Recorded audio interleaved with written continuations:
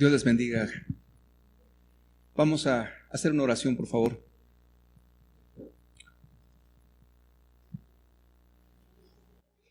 Tú estás aquí, Señor Jesús,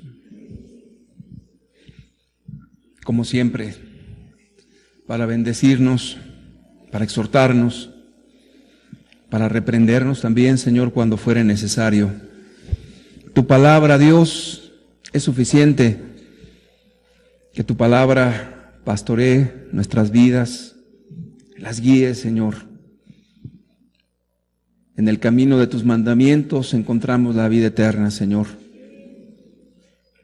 Háblanos con toda libertad en el nombre precioso de tu Hijo amado Jesucristo. Amén. Después de los 10 mandamientos hablamos de cómo Satanás intenta por todos los medios torcer la palabra de Dios, de que nosotros perdamos el conocimiento de los mandamientos y ordenanzas de nuestro Dios. Y hoy yo le quiero hablar de las consecuencias de dejar la ley de Dios. Vamos a abrir la escritura, por favor, en el libro de Deuteronomio capítulo 6, versículo 17 al 19. Deuteronomio 6, versículo 17 al 19. Guardad cuidadosamente. Vuelvo a leer, cuidadosamente los mandamientos de Jehová vuestro Dios y sus testimonios y sus estatutos que te ha mandado. Y haz lo recto y bueno ante la congregación, ¿no verdad? Ante tu familia, no. Ante los ojos de Jehová, para que te vaya bien y entres y poseas la buena tierra que Jehová juró a tus padres. Verso 19, para que Él arroje a tus enemigos de delante de ti, como Jehová ha dicho. Este pasaje nos habla de la exhortación que Dios da a su pueblo para vivir y aplicar los mandamientos cuidadosamente. Es decir, que tengamos mucho entendimiento, claridad y que por sobre todas las cosas se vivan, se pongan por obra. ¿Para qué? Para que te vaya bien a ti, para que te vaya bien a la tierra que Dios ha prometido, para que Él arroje de delante de ti a tus enemigos. Dios ha prometido grandes cosas por guardar sus mandamientos. Y créame que Dios promete todas estas cosas, y cuando nosotros nos apartamos de la palabra, de sus mandamientos, también vienen grandes consecuencias a nuestras vidas. Quizás algunas personas dicen, pues mira, aquella persona es borracha y le ha ido bien, o aquella persona ha estado golpeando a su esposa y a sus hijos y siguen juntos. ¿Sabes? Que esa es la maldición que ha venido sobre sus vidas, el apartarse de Dios y vivir una vida completamente en la miseria. En la primera carta a los Corintios, capítulo 10, versículo 1 hasta el versículo 12, nos dice el apóstol San Pablo hablando a la iglesia de Corinto: porque no quiero, hermanos, que ignoréis que nuestros padres todos estuvieron bajo la nube y todos pasaron el mar. Está hablando del tiempo de Moisés. Y todos en Moisés fueron bautizados en la nube y en el mar, y todos comieron el mismo alimento espiritual. Verso siguiente, y todos bebieron la misma bebida espiritual, porque bebían de la roca espiritual que los seguía, y la roca era Cristo. Me detengo un momento y no lo quiten. ¿Recuerda usted que cuando Dios sacó a su pueblo, de día iba en una nube, en una columna de nube, y de noche en una columna de fuego? Jesús iba guiando a su pueblo, de día y de noche. Verso siguiente. Pero de los más de ellos no se agradó Dios, por lo cual quedaron postrados en el desierto. De la mayoría de ellos, eso es lo que dice el texto, no se agradó Dios. Verso 6, mas estas cosas sucedieron como ejemplos. ¿Para quiénes? Para usted y para mí que estamos hoy aquí, para que no codiciemos cosas malas. ¿De qué mandamiento está hablando ahí? del 10º mandamiento, no codiciar como ellos codiciaron. Verso 7, ni seáis idólatras, ese es quebrantar el primer mandamiento. Como algunos de ellos, según está escrito, se sentó el pueblo a comer y a beber y se levantó a jugar. Verso 8, ni forniquemos, como algunos de ellos fornicaron y cayeron en un día 23,000. Verso 9, ni tentemos al Señor, como también algunos de ellos le tentaron y perecieron por las serpientes. Verso 10, ni murmuréis, como algunos de ellos murmuraron y perecieron por el destructor. Verso siguiente, y estas cosas les acontecieron como ejemplo y están escritas para amonestarnos a nosotros, a quienes han alcanzado los fines de los siglos. Verso siguiente, verso 12, así que el que piensa estar firme, mire que no caiga. Los mandamientos de Dios son la salvaguarda a nuestra vida. Meditando en las Escrituras a través de todo el Antiguo Testamento, me he dado cuenta que cuando Dios entregó los 10 mandamientos en esas tablas de piedra a Moisés, es un fundamento para nuestra vida, es una salvaguarda para toda la multiplicación de la maldad, porque si nosotros nos apartamos de las ordenanzas y mandamientos de Dios, seremos arrastrados, seremos también consumidos igual que el mundo pecador. Nos escandalizamos diciendo cuánta maldad hay en el mundo, cuántas cosas están ocurriendo, y efectivamente mucha es la maldad y habrá más y más y más y más. ¿Qué es lo que nos va a librar?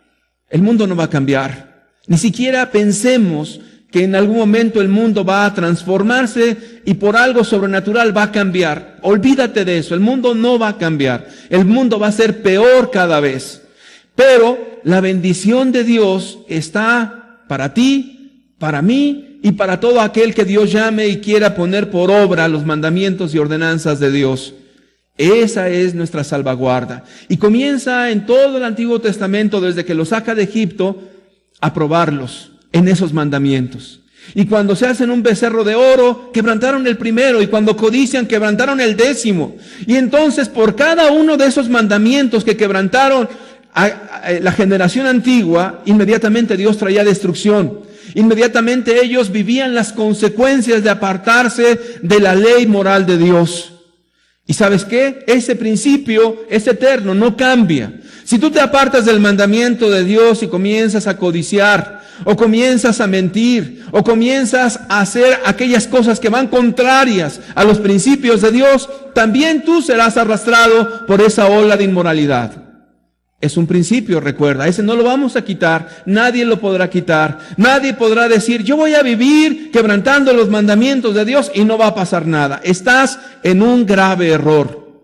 Todo aquel que se aparta de Dios, y apartarse de Dios, repito, no es dejar de asistir a una congregación. Apartarse de Dios no es dejar el trato con las personas que leen la Biblia. No, apartarse de Dios es que tú ya no ames a Jehová tu Dios con todo tu corazón, es que tú ya no vivas los mandamientos de Dios para agradarle a Él en todo lo que tú vives. Eso es apartarse de Dios. Y cuando tú te apartas, eres parte de la corrupción de este mundo perdido. Vamos a ver cómo se ha multiplicado la maldad. La multiplicación de la maldad, vamos a ver 2 de Timoteo capítulo 3, verso 13 nos dice, mas los malos hombres y los engañadores irán de mal en peor. Fíjate lo que dice, irán de mal en peor. Habla de los malos. ¿Quién es un malo? Aquel que se apartó del mandamiento. ¿Y quién es un engañador? Que trata de poner tropiezo a otros para que caigan exactamente en lo mismo. Y dice que irán de mal a peor, engañando y siendo engañados. Eso es lo que dice la Escritura. ¿Cuántos dicen amén a Dios? Engañando y siendo engañados. Vamos a ver cómo se multiplica esa maldad. La Biblia nos registra un récord de cómo se va aumentando y aumentando. El primer homicidio que registra la Escritura lo encontramos en Génesis capítulo 4, versículo 8, la historia es bien conocida. Y dijo Caín a su hermano Abel: salgamos al campo. Y aconteció que estando ellos en el campo, Caín se levantó contra su hermano Abel. ¿Y qué? Y lo mató. Se quebrantó un mandamiento: no matarás. Caín, por celos, se levanta contra su hermano Abel y lo mata. Primer homicida en la tierra, Caín. Pero ahí mismo en la Escritura, después nos vamos adentrando con el tiempo y nos vamos después de esto, a la poligamia. ¿Qué es la poligamia? La poligamia es tener varias esposas al mismo tiempo. Eso es la poligamia. Génesis 4, verso 19 nos dice: y Lamec tomó para sí 2 mujeres. El nombre de una fue Ada y el nombre de la otra Sila. Eso no lo ordenó Dios. Algunas personas preguntan: ¿por qué los antiguos tenían varias esposas? Por la dureza de sus corazones. Porque Dios no ordenó eso. La poligamia no es la voluntad de Dios. Vemos que más bien es la actitud del corazón de las personas que se apartan de Dios. Después de eso vemos la violencia en el mismo pasaje. En Génesis 4, versículos 23 y 24 nos dice: y dijo Lamec a sus mujeres, Ada y Sila: oíd mi voz, mujeres de Lamec, escuchad mi dicho, que un varón mataré por mi herida y un joven por mi golpe. Si 7 veces será vengado Caín, Lamec en verdad 70 veces 7 lo será. ¿Con cuánta actitud de soberbia Lamec se levanta?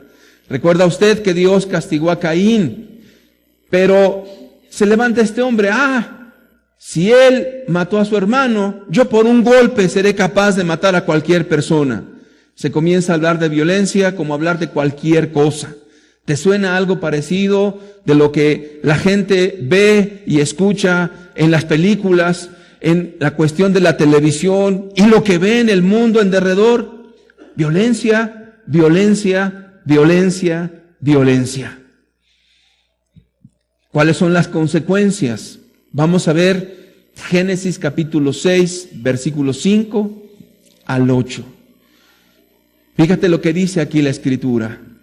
Y vio Jehová, vio Dios, porque Dios todo lo ve. No hay nada encubierto para Dios. No hay nadie que pueda esconderse de la presencia temible de nuestro Dios. Y vio Jehová que la maldad de los hombres era mucha en la tierra, y que todo designio de los pensamientos del corazón de ellos era de continuo solamente el mal. Cuando una persona se aparta de Dios, en sus pensamientos hay un mundo de maldad continuo y permanente, pensamientos obsesivos, uno tras otro, para el mal, para la violencia, para la fornicación, para el adulterio, para todo tipo de inmoralidad. Siguiente. Y se arrepintió Jehová de haber hecho al hombre en la tierra, y le dolió en su corazón. Dios se duele de toda la maldad que hay en la tierra. Dios se duele cuando las personas se apartan de sus mandamientos.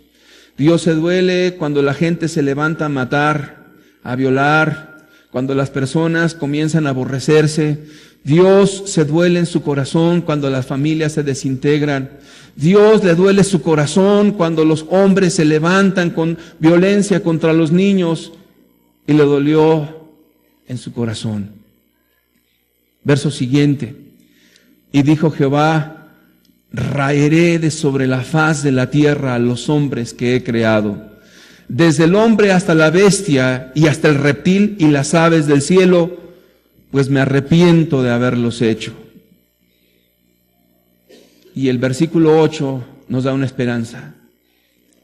Pero Noé halló gracia ante los ojos de Jehová. Un hombre que guardó los mandamientos de Dios y que dijo: yo voy a servir a mi Dios, yo voy a honrarlo, yo voy a guardarme del mal a través de esos santos preceptos que Él nos dio. Mi esposa y mis hijos viviremos conforme a esa bendita palabra. Yo quiero decirte que la maldad de la tierra se ha multiplicado, pero Dios está llamando a hombres y a mujeres, a familias y a pueblos y a naciones a salir de toda la inmoralidad y a volver al camino de Dios, a volver a los mandamientos y ordenanzas que Él ha establecido desde la eternidad. No es algo que se le ocurrió a Dios. Los preceptos de Dios son eternos y son la salvaguarda para este mundo pecador. Vamos a ver un video para que usted vea lo que hizo Dios. Vino un diluvio y Dios trajo la destrucción a la tierra porque se corrompió en gran manera. Algunos dicen, son cuentos, no es verdad. Eso lo quieren hacer para espantarnos. Pero lo que Dios hizo es real. Vamos a ver el video, por favor. El arca de Noé.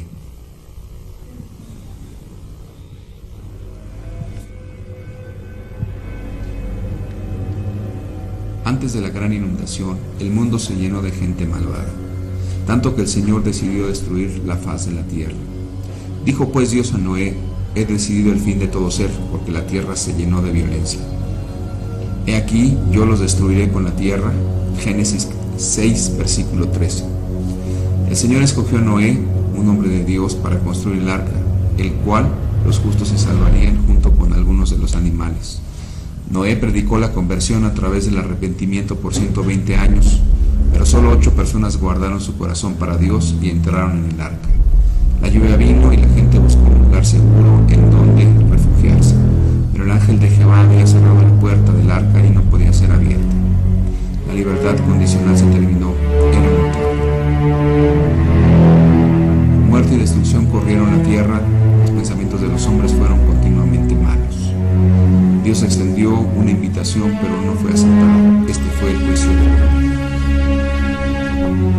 Aquel día fueron rotas todas las fuentes del grande abismo, y las cataratas de los cielos fueron abiertas, y hubo lluvia sobre la tierra 40 días y 40 noches. Génesis 7, verso 11 y 12. Así fue destruido todo ser que vivía sobre la faz de la tierra. Génesis 7, 23.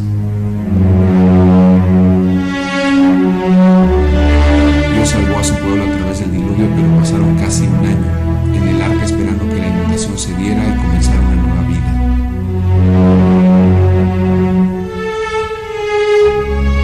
Noé y su familia estaban ansiosos por salir del arca. Finalmente Noé supo que era seguro salir y ofreció un sacrificio al Señor. Dios puso una promesa con forma de arcoíris en el cielo, de que jamás volvería a destruir la tierra con inundación. La Biblia nos dice el lugar donde el arca de Noé reposó. Y reposó el arca sobre los montes de Ararat. Pero ¿dónde están los montes Ararat? El nombre Ararat, como aparece en la Biblia, es equivalente en hebreo a la palabra Arartu, en el antiguo país del sudoeste asiático, mencionado en escritos asirios a principios del siglo XIII a.C. Esta zona incluía la parte oriental de Turquía, Armenia e Irán. Moisés no estaba hablando en ningún monte específico, sino más bien se refería a un país, Urartu. O sea que la Biblia estaba diciendo que el arca reposó sobre los montes del país Urartu, al oriente de Turquía, cruzando el valle desde donde se encuentra el monte de Ararat. Este lugar fue fotografiado durante un registro cartográfico aéreo llevado a cabo en 1959. Más tarde, un lugarteniente llamado Durapinar localizó el lugar. Así que en 1960 un grupo desde los Estados Unidos viajaron al lugar. En ese mismo año la revista Life publicó fotos del lugar. ¿Será que hay información histórica sobre la antigua civilización del Arca de Noé? Berosus el Caldeo escribió: se ha dicho que todavía hay algunas partes de la nave en Armenia, en las montañas de Kordayans y en algunas partes de Irak, y son usados principalmente para describir dónde se encuentra el arca. Podemos ver el mapa de Turquía y ver este lugar. De viaje hacia aquel lugar, aterrizamos junto al gran lago Aur, al cual una vez se encontraba la antigua capital de Urartu. ubicada a lo largo de sus costas. Dirigiéndonos a través de la parte del campo vemos un volcán extinguido. Cruzamos una montaña y pronto vemos nuestro primer vistazo del famoso monte Ararat. A las sombras del Ararat se encuentra la ciudad de Tuhuayacit, la cual pasamos de camino hacia el lugar. El monte Ararat es una montaña hermosa, con un rico historial de escaladores que buscaron el arca, pero sin éxito. Cruzamos el valle y nos detuvimos para ver la señal de la ruta. En el primer viaje de Ron Wyatt hacia la región en 1977, él no sabía dónde comenzar a buscar y solamente tenía 3 días para estar allí. Así que él y sus hijos adolescentes oraron para que el taxi que los llevaba se parara junto donde estaba el arca, y ese día Dios paró el taxi en 3 diferentes lugares. Aquí está nuestra primer parada. Arriba en la montaña está el lugar de reposo del arca de Noé. Nombre traducido de esta montaña es montaña del día del juicio final, llamada así por el trágico evento de la inundación. Al ir subiendo hacia la montaña podemos ver el Ararat menor y el gran Ararat cruzando el valle. Las 2 montañas son magníficas, que ni siquiera estaban ahí al momento de la inundación. Finalmente llegamos al arca mirándola desde la popa o parte de atrás. Tiene una popa redondeada y una puntiaguda, una proa enfrente. Ron Wyatt hizo 24 viajes a este sitio para realizar pruebas e investigaciones de esta formación. Estas son fotos tomadas en diferentes momentos. Hay tanta evidencia descubierta acá que el gobierno turco decidió declarar este lugar Parque Nacional del Arca de Noé. Y así, aún hasta el día de hoy, el mundo no se ha percatado que todavía este lugar se ha abierto al público en general. Este es el Parque Nacional del Arca de Noé.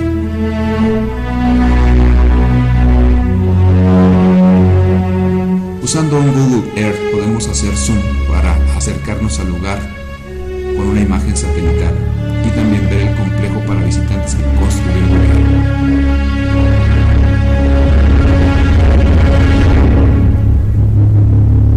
Esto fue en junio 21 de 1987, en una ceremonia que fue llevada a cabo en la montaña para celebrar el lugar como el lugar del arca.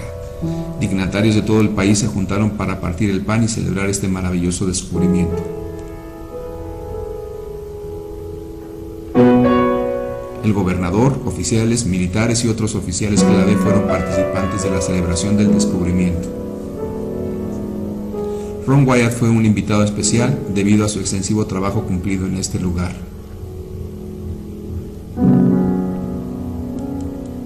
El complejo de visitantes acogería a visitantes de todas partes del mundo. Al ir poniendo el concreto en la fundación, fue el gobernador y también se le permitió hacer esto a Ron Wyatt. Era un monumento para los restos mortales del Arca de Noé.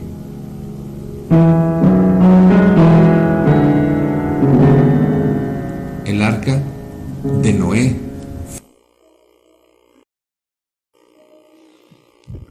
Después de que Dios inunda la tierra, hay un recomienzo con la humanidad.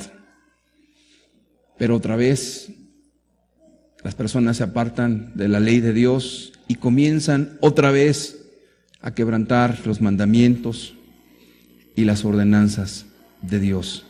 De tal manera que en Génesis capítulo 19 vemos el primer registro de lo que se conoce como la homosexualidad. Actualmente hablar de eso es tan polémico, tan difícil y sobre todo algo que la gente aborrece y que no quiere que se hable del tema. Génesis 19, versículo 1 al 5 nos dice: llegaron pues los 2 ángeles a Sodoma a la caída de la tarde, y Lot estaba sentado a la puerta de Sodoma. Y viéndolos Lot, se levantó a recibirlos y se inclinó hacia el suelo. Verso siguiente. Y dijo: ahora, mis señores, os ruego que vengáis a casa de vuestro siervo, y os hospedéis, y lavaréis vuestros pies, y por la mañana os levantaréis y seguiréis vuestro camino. Y ellos respondieron: no, que en la calle nos quedaremos esta noche. Verso 3. Mas él porfió con ellos mucho, y fueron con él, y entraron en su casa, y les hizo banquete, y coció panes sin levadura, que representa también la santidad, y comieron. Verso 4. Pero antes que se acostasen, rodearon la casa los hombres de la ciudad, los varones de Sodoma, todo el pueblo junto, desde el más joven hasta el más viejo. Verso 5. Y llamaron a Lot y le dijeron: ¿dónde están los varones que vinieron a ti esta noche? Sácalos para que los conozcamos. Hasta ahí. La palabra conocer en el hebreo significa fornicar. Sácalos para que tengamos un encuentro sexual con los varones. La historia usted la conoce, dice que desde el más joven hasta el más viejo, desde el más viejo hasta el más joven, todos se apilaron en aquella casa para hacer una gran fiesta. ¿De qué se iba a tratar? De relaciones homosexuales, con violencia. Sin embargo, Lot sale y dice: no, mis hermanos, no hagáis semejante maldad. E inclusive les ofrece a sus hijas, pero ellos no escuchan y comienzan a hacer violencia a Lot. Esa era una de las características principales de Sodoma y de Gomorra. Imagínate, se corrompieron en grande manera. ¿Qué tuvo que haber ocurrido en esa ciudad para que toda la gente fuera corrompida en grados extremos? ¿Qué era lo que estaban viendo los niños y los jóvenes de continuo, de tal manera que todos se abalanzaron para practicar los mismos pecados? ¿Qué fue lo que ellos estaban viviendo continuamente y que no tuvieron freno para sus maldades? No estaba la palabra de Dios en sus corazones, no respetaban sus conciencias, no había algo que les pusiera un límite para el freno. Yo te pregunto hoy, imagínate si no hubiera los mandamientos de Dios, si que todos viviéramos conforme a nuestros deseos, conforme a nuestras pasiones, conforme a lo que cada quien se imagina y cree o lo que siente. Te aseguro, estaríamos exactamente igual. Pero yo te digo una cosa, no estamos muy lejos de alcanzar esos parámetros, porque ahora, tú lo sabes bien, la cuestión de homosexualidad ya no solamente es algo que no se le debe de llamar malo, mucho menos pecado, sino que es algo normal, es algo ya abrazado, protegido por la misma sociedad que ha dejado el principio de Dios y ha establecido sus propias reglas. Atrévete a hablar de eso en la calle y tú sabrás las consecuencias de eso. Estamos viviendo los tiempos finales. El mandamiento de Dios ha sido quitado. Ya las leyes humanas estarán sobre el precepto de Dios. Y quieras o no, en los tiempos finales, la gente que tiene el mandamiento de Dios va a tener una confrontación. ¿Obedeces al príncipe de este mundo y sus mandamientos? ¿U obedeces al Rey del universo y sus mandamientos eternos? Cuánta claridad hay en la Escritura. Más adelante, en el mismo Génesis, nos habla del incesto. Génesis capítulo 19, verso 30 al 38.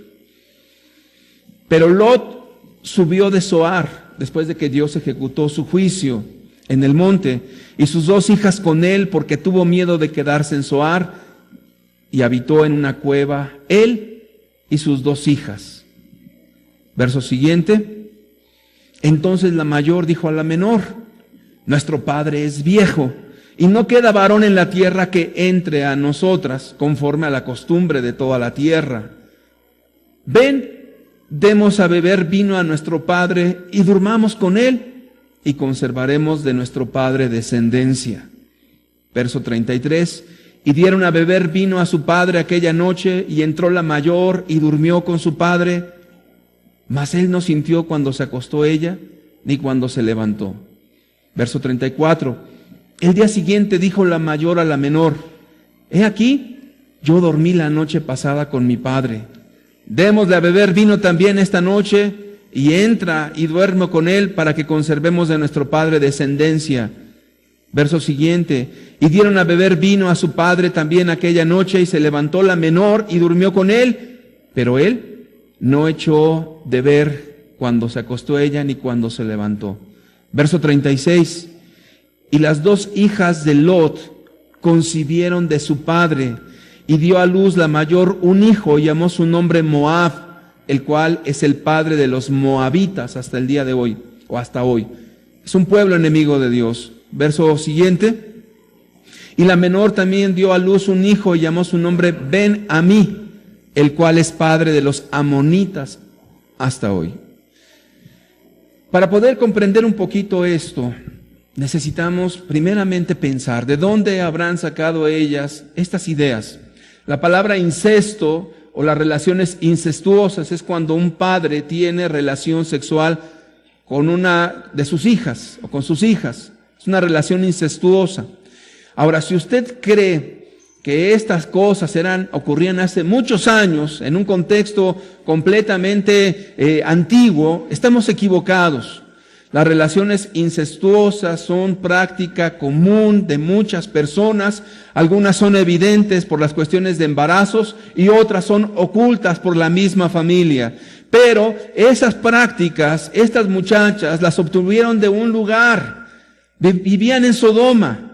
La práctica sexual libre era lo común, lo habitual. Y entonces ellas dijeron: pues ya no hay nadie en la tierra. Dios ejecutó un juicio sobre Sodoma y no hay nadie, ningún varón más que nuestro Padre. Y entonces ellas maquinaron, pensaron, idearon y dijeron: emborrachémoslo.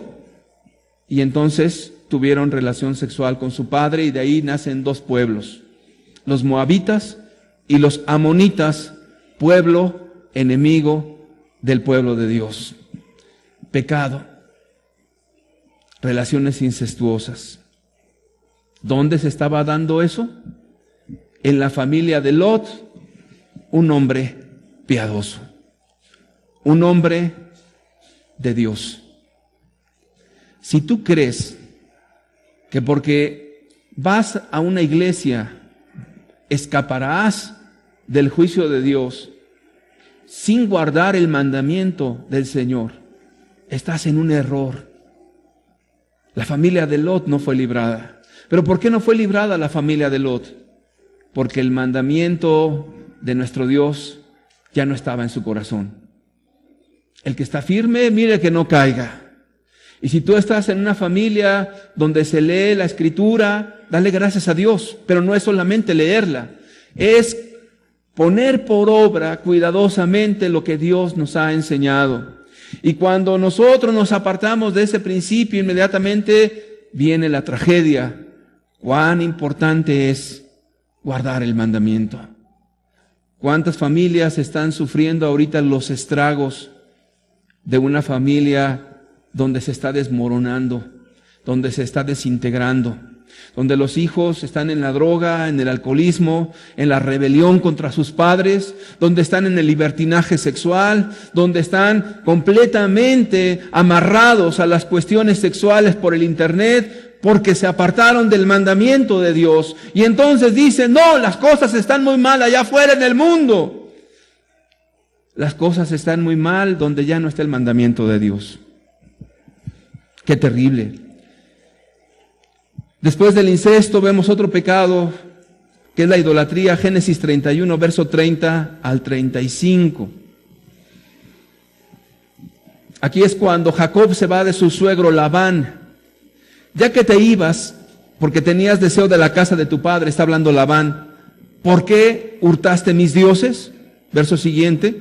Respondió Jacob y dijo a Labán: porque tuve miedo, pues pensé que quizás me quitarías por fuerza a tus hijas. Aquel en cuyo poder hallares tus dioses, no viva. Delante de nuestros hermanos reconoce lo que yo tenga tuyo y llévatelo. Jacob no sabía que Raquel, mamá de aquellos patriarcas, los había hurtado. Entró Labán en la tienda de Jacob, en la tienda de Lea y en la tienda de las dos siervas y no los halló, y salió de la tienda de Lea y entró en la tienda de Raquel. Pero tomó Raquel los ídolos y los puso en una albarda de un camello y se sentó sobre ellos, y buscó Labán en toda la tienda y no los halló. Y ella dijo a su padre: no se enoje mi señor, porque no me puedo levantar delante de ti, pues estoy con la costumbre de las mujeres. Y él buscó, pero no halló los ídolos. ¿Dónde estamos ahorita? En un contexto de un hombre que está buscando de Dios o que dice conocer de Dios. Sabemos que Jacob tiene un encuentro con Dios más adelante, pero imagínate cuántas abominaciones hay cuando no está el mandamiento. La esposa de Jacob escondiendo ídolos.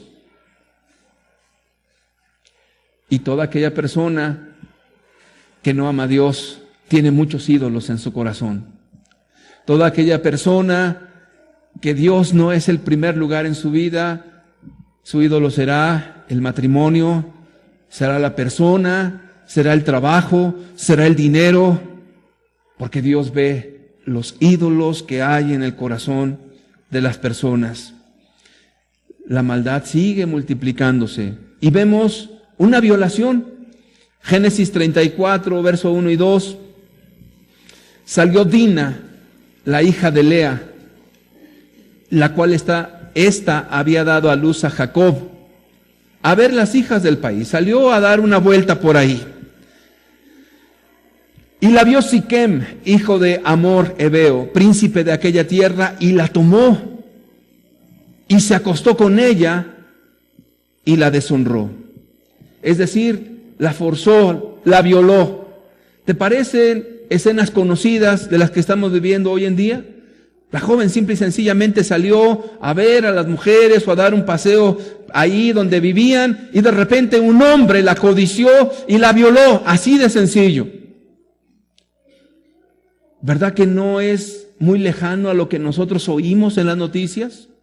Los taxistas violadores, o aquellas personas que secuestran a mujeres para violarlas, simple y sencillamente porque se les ocurre en su corazón hacerles maldad y nada más, simple y sencillamente porque ellos están como las bestias desenfrenadas y quieren cometer hechos vergonzosos y no hay nada que les limite.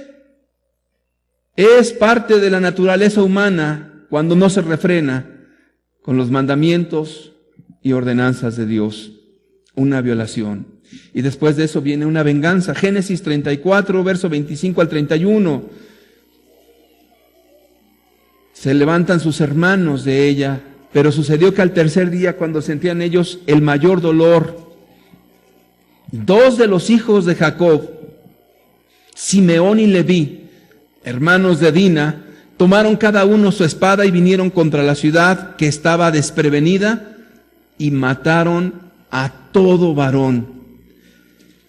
Y a Hamor y a Siquem, su hijo, los mataron a filo de espada y tomaron a Dina de casa de Siquem y se fueron. Verso 27, y los hijos de Jacob vinieron, fíjate, a los muertos y saquearon la ciudad por cuanto habían amancillado a su hermana. Tomaron sus ovejas y vacas y sus asnos y lo que había en la ciudad y en el campo. Y todos sus bienes llevaron cautivos a todos sus niños y sus mujeres y robaron todo lo que había en casa. Entonces dijo Jacob a Simeón y a Leví: me habéis turbado con hacerme abominable a los moradores de esta tierra, el cananeo y el fereceo, y teniendo yo pocos hombres, se juntarán contra mí, me atacarán, y seré destruido yo y mi casa. Verso 31, pero ellos respondieron: ¿había él de tratar a nuestra hermana como a una ramera?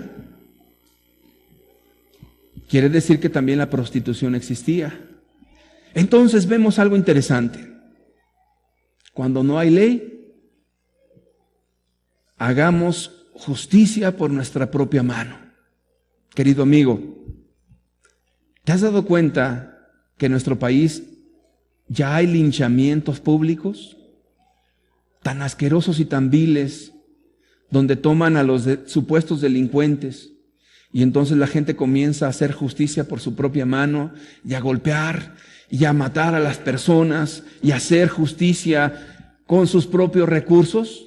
¿No te has dado cuenta que nuestro país va camino precisamente a la tragedia? ¿No te has dado cuenta que ya pueblos en el estado de Michoacán han sido tomados ya? Y entonces la gente ya tiene que estarse defendiendo y entonces las venganzas se están volviendo el pan de cada día y la gente se levanta para matarse unos a otros. Y en Estados Unidos también la gente se levanta para poner bombas, para comenzar a matar a la gente. O alguien de repente en una multitud saca una pistola y comienza a disparar a la multitud. No los conoce. Allí había una venganza, un rencor. Actualmente la gente mata ya sin rencor. Nos están alcanzando los tiempos finales. Si te fijas, antes del diluvio, que es un hecho histórico y verídico y comprobado, la maldad del hombre era mucha. Y Dios decidió el fin de la humanidad. Y de repente en el recomienzo comienzan otros pecados, pero todavía más atroces. Y comienzan a multiplicarse los pecados, a ser cada vez más grotescos. ¿Y qué es lo que ocurre? ¿Qué es lo que ocurre? Vamos a ver un video. Dios decide la muerte también y la destrucción de Sodoma y Gomorra. ¿Será realmente eso cierto?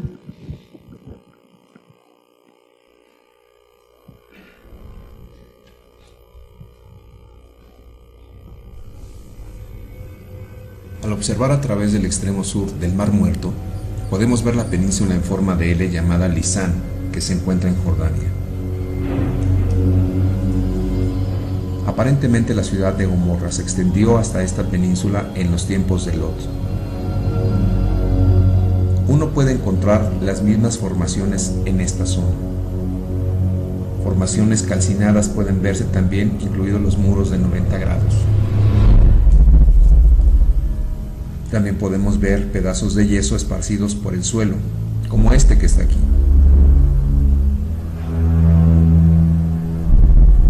También azufre encontrado en esta zona.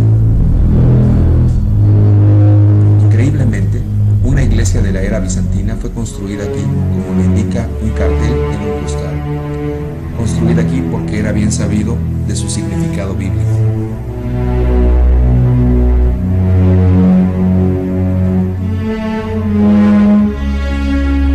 A Gomorra, podemos ver estructuras blancas y calcinadas de adoración construidas sobre la Acrópolis o parte alta de la ciudad. Tanto las esfinges como las pirámides escalonadas son vistas acá al lado de la otra, como lo hemos visto también en el antiguo Egipto, como la esfinge y las pirámides construidas, una próxima de la otra.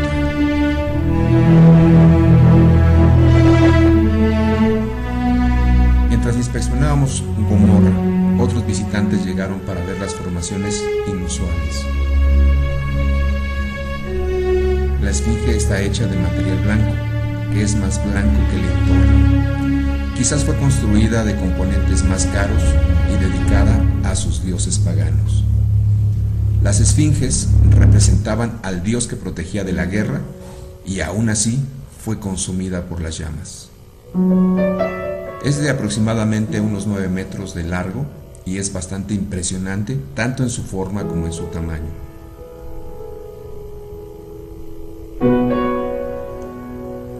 Descansando cerca de ella está la pirámide escalonada, de formas simétricas y también en forma de un material blanco especial. Acá podemos ver una pirámide escalonada a la par de una a la otra. A continuación podemos ver una puerta con forma de arco entre dos pilares y otra que está cerca también en forma de L. Al escalonar la ciudad, nuestros ojos vislumbran una formación de color blanca que se eleva en la distancia.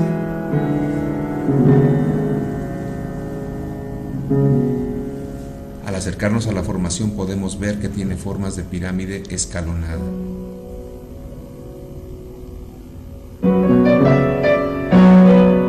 También fueron dos las que se construyeron en la alta ciudad.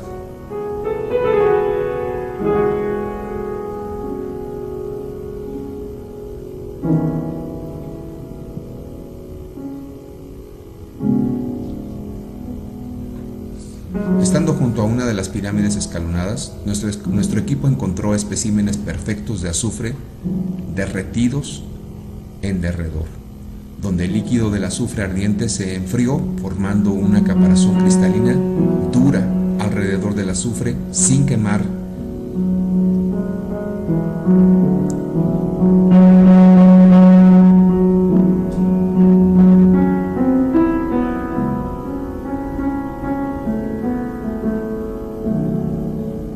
En la parte de afuera de la pirámide escalonada detectamos una pieza de azufre fusionada con el costado de la formación.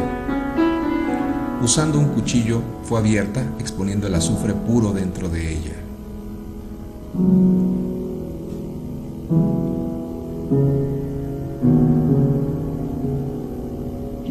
Descansando en una de las repisas de la pirámide, detectamos otra muestra de azufre que fue abierta con el cuchillo, una vez más exponiendo el azufre puro dentro de ella.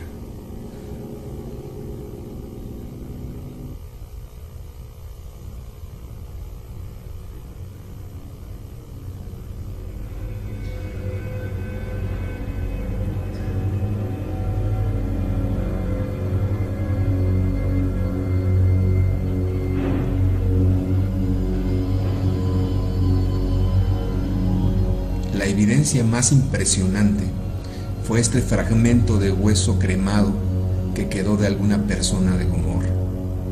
El tuétano dentro del hueso fue hervido hasta que éste se puso de color blanco. Este es un testimonio conmovedor del poder de Dios para destruir a aquellos que rechazan al Espíritu Santo. Es importante que consideres, querido amigo, que los juicios de Dios son fieles y son verdaderos.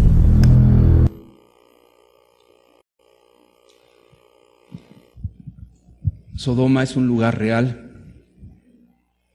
arqueológicamente ubicado y comprobado. Es un testimonio de lo que Dios hace cuando se levanta a juzgar a la gente que se ha apartado completamente de Él. Estamos, usted y yo, parados ya en la recta final de los tiempos. Créame que estaremos viendo pecados que jamás habían escuchado antes. Hay un principio en la Escritura. Vamos a ver Mateo capítulo 12, por favor, versículo 43. Mateo 12, versículo 43 al 45. Cuando el espíritu inmundo sale del hombre, vuelvo a leer esa parte, cuando el espíritu inmundo sale del hombre, anda por lugares secos, buscando reposo, y no lo halla. Entonces dice: volveré a mi casa donde salí, y cuando llega, la halla desocupada, barrida y adornada. Lo que Dios hace en una vida. Entonces va y toma consigo otros 7 espíritus peores que él, y entrados, y la palabra ahí entrados significa y venciendo a la persona, moran allí, y el postrer estado de aquel hombre viene a ser peor que el primero. Así también acontecerá a esta mala generación. Las palabras de Jesús están denotando todo lo que ocurre en una persona antes de que venga la gracia de Dios a su vida. ¿Qué hay en el corazón y en la mente de alguien que no tiene a Dios? Espíritus inmundos que están continuamente incitándole a la violencia. Un padre violento que le gusta enojarse, al rato va a estar golpeando, amenazando o quizás matando a su propia familia. Una persona que es alcohólica comenzará a hacer hechos vergonzosos cada vez peores. Alguien que está en la droga comenzará a tener alucinaciones demoníacas y comenzará a matar a otros o comenzará a hacer hechos muy vergonzantes. Una persona que no tiene a Dios irá de mal a peor, como dice la Escritura. Pero cuando alguien es librada por Dios, por su palabra, entonces dice que el espíritu inmundo sale de la persona. Y la persona ahora está lúcida, tiene el mandamiento de Dios y está perseverando en bien hacer y buscando a Dios y guardándose del mal, aunque las tentaciones del mundo y todo lo que le rodea vienen una tras otra y los pensamientos vienen, la persona está luchando y está venciendo, pero la Escritura dice que si esa persona cede ante esas cosas y ella hace de lado el mandamiento de Dios, dice que el espíritu inmundo viene y ve la casa limpia, adornada, y entonces va por otros 7 espíritus inmundos peores y entran y toman como si fuera una fortaleza y la toman y comienzan a vivir y habitar dentro de la persona. E inmediatamente Jesús dice: y el estado postrero de aquel hombre será peor que el primero. Cuando no tenía Dios era borracho, era maldiciente, o era ladrón, o era violento. Después que la persona vuelve a recaer y su vida se llena de todo tipo de inmundicia, la persona se vuelve peor que antes. Qué terrible que las personas se hundan en semejantes cosas. ¿Cuánto debemos de valorar lo que Dios hace en nuestras vidas? Y no apartarnos ni a diestra ni a siniestra de los mandamientos de Dios. Hay gente que está tan ciega que dice que los lugares es donde la gente va a salvarse. No, acá sí está Dios. No, allá están mal. El liderazgo está mal allá. No, vente acá. Ciegos. Que no es eso. Es el mandamiento de Dios. Son las ordenanzas de nuestro Dios. Es el camino de santidad, el cual, cuando tú andes por él, por torpe que seas, no te vas a extraviar. Si tú obedeces a Dios, si tú te guardas del mundo, si te guardas de las contaminaciones, del quebrantar la ley de nuestro Dios, vas por el camino recto. Salte de ahí y no importa dónde te encuentres, porque la paga del pecado es la muerte. No importa dónde te encuentres. La paga del pecado es la muerte. Jesús sabía perfectamente la condición de los hombres cuando se entregan a sus pasiones vergonzosas. Una vez fue a rescatar a un endemoniado gadareno. Había muchos endemoniados en Israel. Y las historias que nos cuenta Dios en la palabra son reales. Yo quiero que veas unas fotos, por favor, si las pueden poner, del lugar a donde fue Jesús a liberar al endemoniado.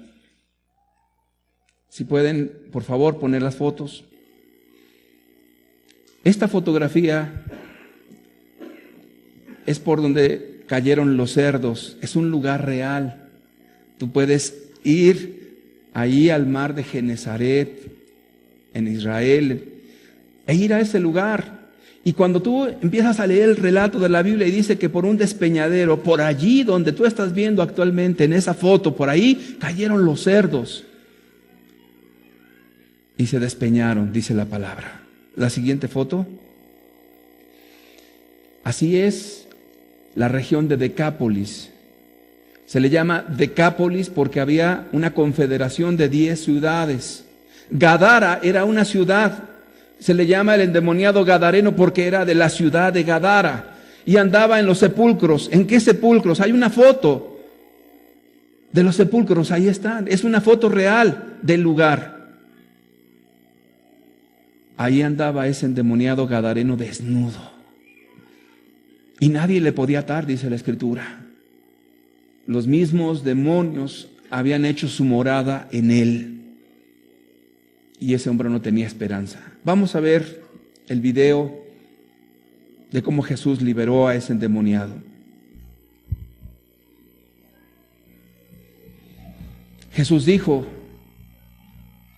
el postrer estado de aquel hombre viene a ser peor que el primero. Una de las señales manifiestas del tiempo final será la apostasía. Pueden ponerlo, por favor. Hasta Gadara. El contexto es real. Opuesta del lago.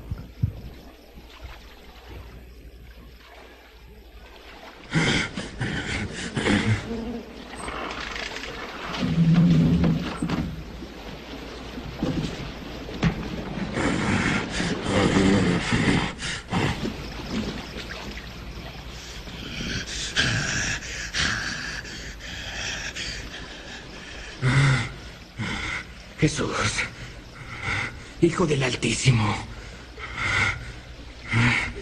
¿qué quieres conmigo? Te ruego que no me atormentes. ¿Cuál es tu nombre?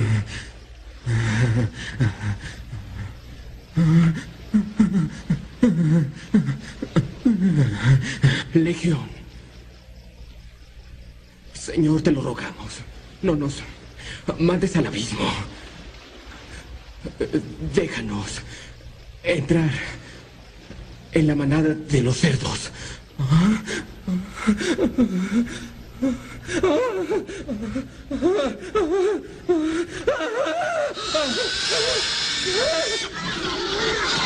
¡Hey! ¡Regresen! ¡Alto! ¡Alto! Y los demonios salieron del hombre ¡Vuelvan acá! y entraron en los cerdos.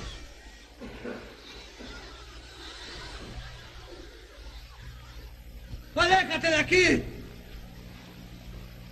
¡Tú, brujo! ¡Déjanos en paz!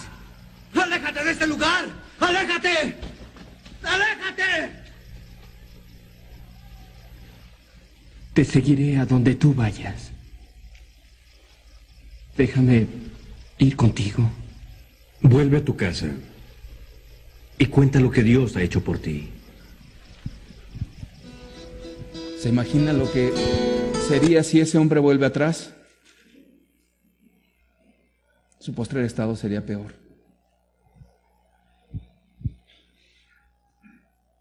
¿Por qué tiene tanto poder el pecado? Básicamente hay 3 razones.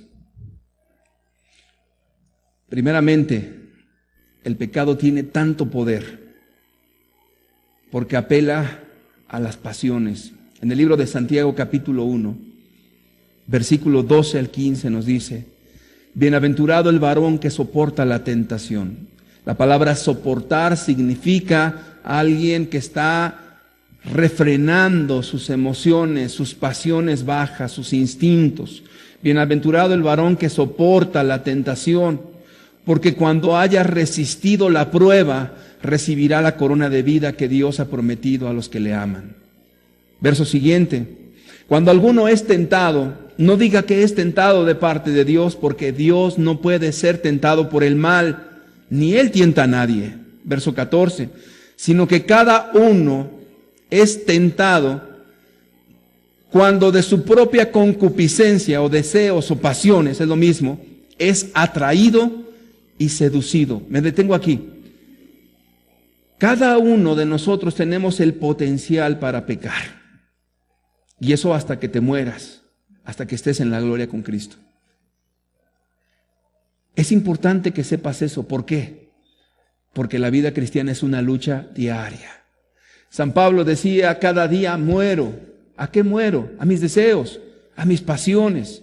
Te puede venir un deseo intenso a la fornicación. Te puede venir un deseo intenso a robar. Te puede venir un deseo intenso a hacer una maldad. Te puede venir un deseo intenso a ver pornografía. Te puede venir cualquier deseo. Por eso es soportar la tentación. Refrenar tus impulsos. Esos no se quitan. Esos te los llevas. No se quitan. Ni aún cuando Dios te ha perdonado.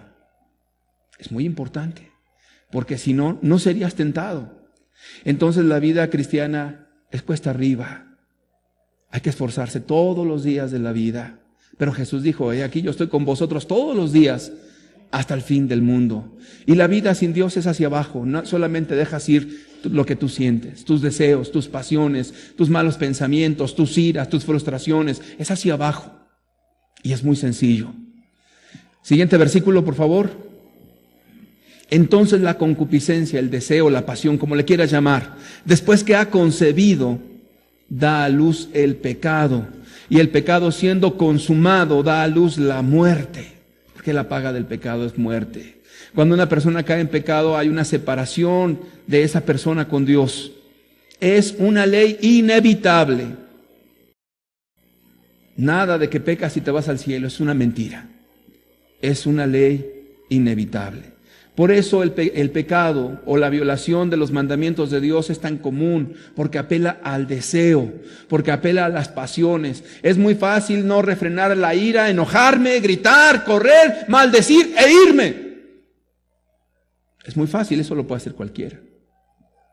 Pero refrenar tus deseos y hacer la voluntad de Dios, aunque tú de por dentro tengas muchas pasiones, Dios te ayuda.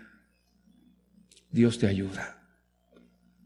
El deseo en sí mismo no es pecado. La pasión en sí misma no es pecado. La insinuación al pecado en sí misma no es maldad. Es cuando la practicas, cuando la cometes, cuando caes en la acción. Por eso tiene tanto poder el pecado. Y Jesús dijo que el pecado produce esclavitud. Eso lo vemos en Juan capítulo 8, verso 34.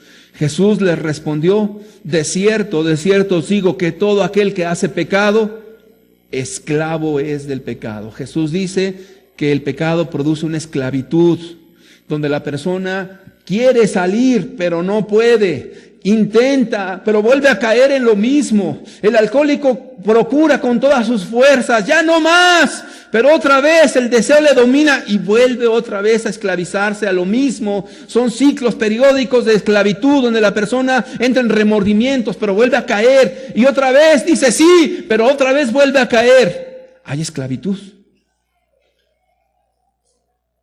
Pero Jesús dijo: si el Hijo os libertare, seréis verdaderamente libres. Y hay otro factor interesante en la cuestión del pecado. El pecado también tiene que ver con el diablo. El diablo, la palabra diablo es el diabolos en griego, que es el calumniador, pero también es el tentador. El diablo aparece en escena desde el primer pecado en la humanidad, allá estaba presente. Y está presente en todos los acontecimientos pecaminosos, de tal manera que llega el momento en que las personas que viven en el pecado, no importándoles los preceptos de Dios, sino importándoles que Dios ha dicho con toda claridad que la paga del pecado es muerte, voluntariamente consienten que Satanás viva en sus corazones o los espíritus inmundos. Y entonces ese factor es muy determinante. El mentiroso es el que calumnia a Dios, es el originador de toda doctrina demoníaca. ¿Cuál es la doctrina demoníaca? Muy sencillo. Los demonios creen y tiemblan, pero no obedecen a Dios. Las doctrinas demoníacas te llevan a todo menos a abandonar el pecado. Eso es claro. Entonces Satanás está en todo ese trayecto.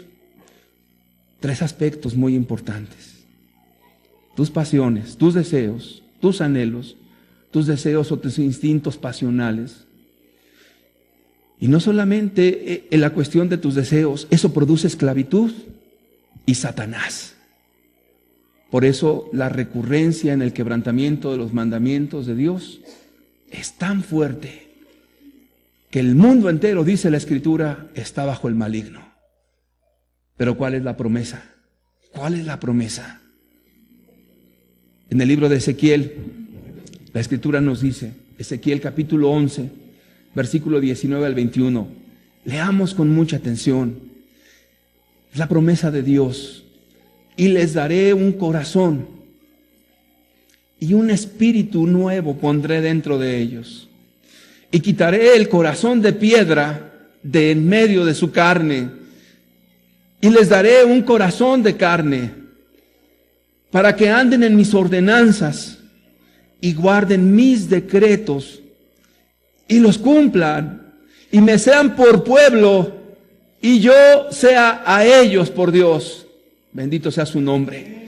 Mas aquellos cuyo corazón anda tras el deseo, tras la pasión o la concupiscencia de sus idolatrías y de sus abominaciones, yo traigo su camino sobre sus propias cabezas, dice Jehová el Señor.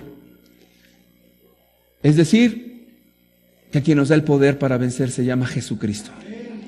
Él ha prometido quitar nuestro corazón de piedra, pecador, el impío, todas las pasiones, y darnos un corazón de carne, y darnos de su Santo Espíritu a través del Evangelio eterno. Esa es la promesa.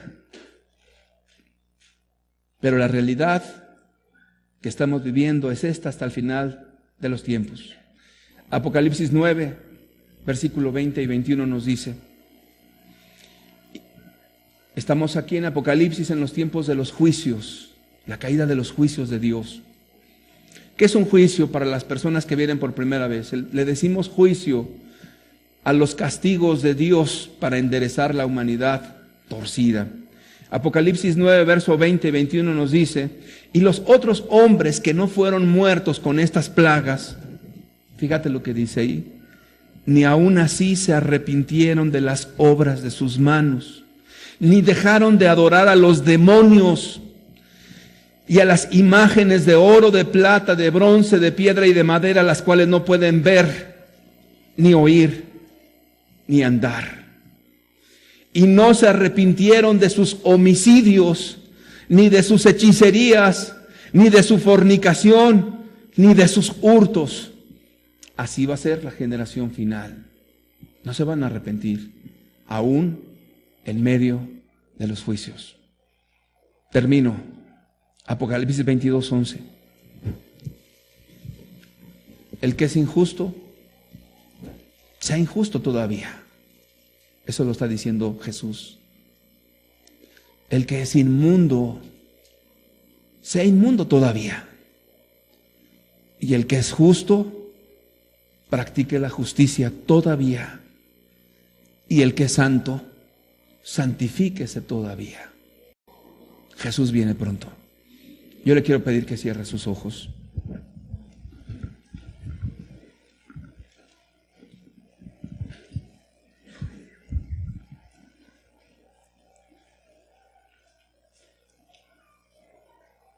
Cuánta luz, cuánta claridad nos da tu palabra, Señor.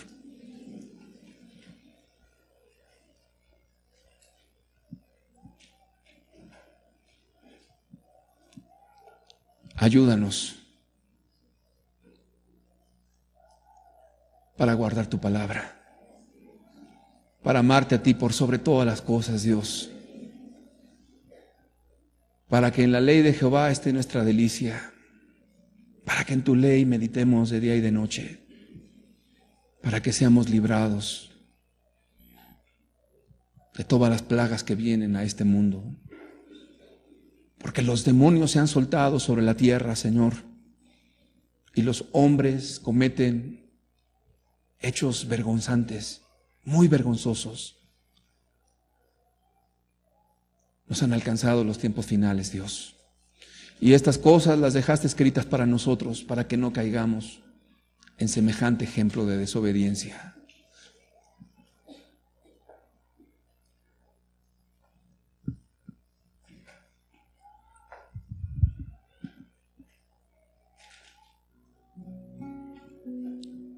Tennos por dignos, Señor, de escapar de esta generación perversa y adúltera, Señor. Tennos por dignos de ser arrebatados en el día que aparezcas en el cielo. Oh Señor, tan cerca estás. Danos ojos para ver, oídos para oír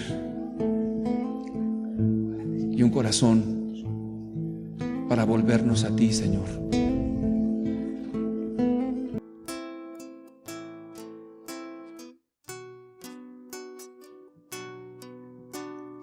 Grandes y maravillosas son tus obras, Señor Dios Todopoderoso. Rectos y verdaderos son tus caminos, Rey de los santos, Rey de los santos, Rey de los santos. Aleluya, amén. Aleluya, amén. Aleluya, amén. Aleluya, amén. ¿Quién no te temerá, Señor? Y glorificará tu nombre, pues solo tú eres santo, por lo cual todas las naciones vendrán y te adorarán, y te adorarán. Aleluya, amén. Aleluya, amén. Aleluya, amén. Aleluya, amén. Temed a Dios y dadle gloria, porque sus juicios han llegado. Y adorad a aquel que hizo los cielos y la tierra y el mar y las fuentes de las aguas. Aleluya, amén. Aleluya, amén. Aleluya, amén. Aleluya, amén. Grandes y maravillosas